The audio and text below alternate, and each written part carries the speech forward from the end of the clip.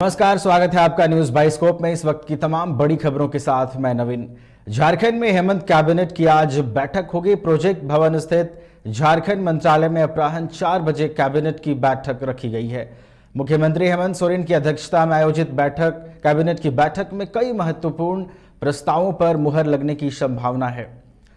तो आज हेमंत कैबिनेट की महत्वपूर्ण बैठक होने वाली है। झारखंड मंत्रालय में शाम 4 बजे से कैबिनेट की जो बैठक है वो रखी गई है। मुख्यमंत्री हेमंत सोरेन इस बैठक की अध्यक्षता करेंगे और कैबिनेट की इस बैठक में कई महत्वपूर्ण प्रस्तावों पर मुहर लगने की संभावना जताई जा रही है।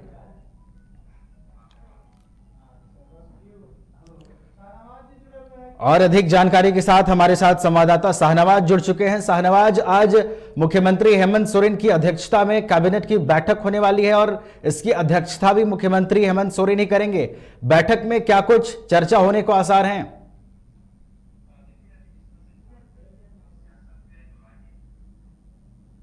की राजनीति है, बिल्कुल आप ये कह सकते हैं कि सत्ता पक्ष हो या विपक्ष हो, तमाम जो लोग हैं एक दूसरे पर निगाह बनाकर रखे हुए हैं। दूसरी तरफ ईडी की रेड चल रही है, आईटी की रेड चल रही है, जांच एजेंसियों का लगातार जो शिकंजा है वो कसता जा रहा है। सत्ता के गलियारों तक उनकी पहुंच हो गई है।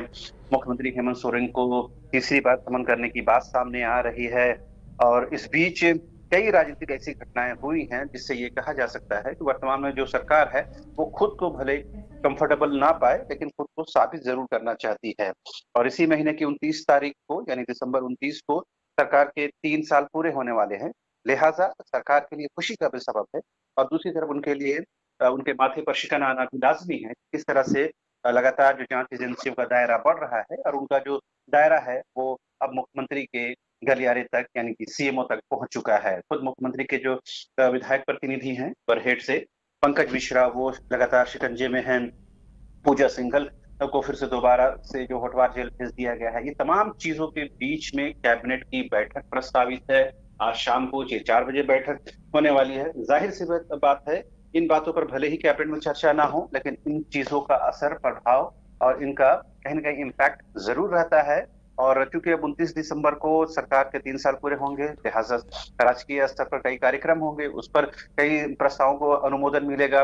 खबर ये है कि जो हाई स्कूल या +2 स्कूलों में जो पोस्ट ग्रेजुएट ट्रेंड टीचर हैं उनकी बहाली की प्रक्रिया शुरू की जा रही है।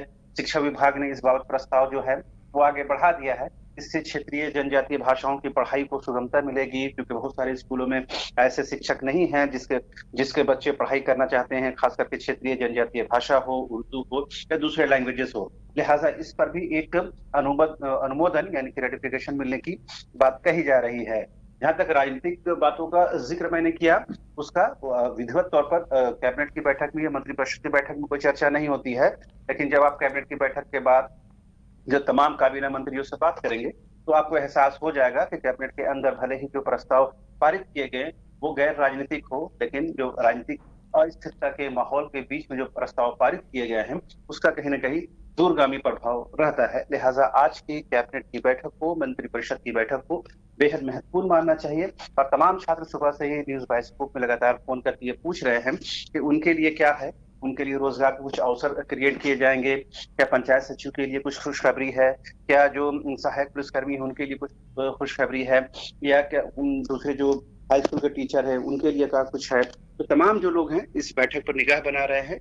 हम न्यूज बाइस्कोप की भी नजर इस बैठक पर है। हमारी कोशिश ये होगी कि तमाम चीजों से आपको जल्द से जल्द अपडेट करके उसके लिए शाम 4 बजे तक का इंतजार करना होगा। जी, कुछ महत्वपूर्ण बातों का आपने जिक्र किया शाहनवाज, जिसमें ईडी की कार्रवाई भी शामिल है और पूजा सिंघल से जुड़े हुए मामले में जिस तरीके के अपडेट्स सामने निकल करके आए हैं वो निश्चित रूप से इस वक्त झारखंड में चर्चा का विषय बना हुआ है। और इस वक्त जो राज्य में मौजूदा परिस्थितियां हैं, राजनीतिक जो परिदृश्य है इस वक्त राज्य का, उसे लेकर भी ये बैठक बेहद अहम हो जाती है।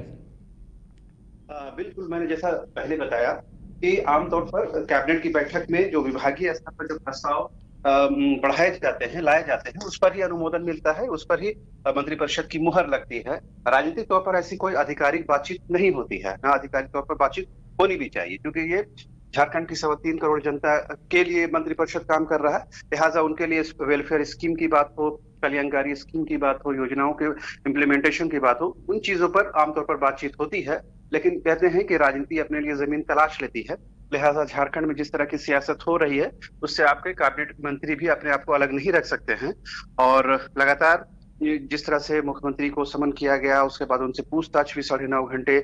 उस बीच में जिस तरह से हम लोगों ने देखा, कांग्रेस की बैठक हो रही है, जेएमएम की बैठक हो रही है, यूपीए विधायक दल की बैठक हो रही है, उससे कहीं ना कहीं एहसास होता है कि जो इन तमाम चीजों के बीच में तमाम जो गठबंधन है, वो अपने आप को मजबूत साबित करने की कोशिश कर रहा है।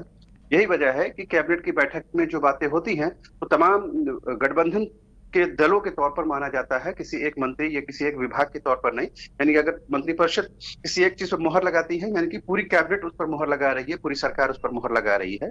लिहाजा आज की बैठक को हर लिहाज से महत्वपूर्ण माना जाना चाहिए।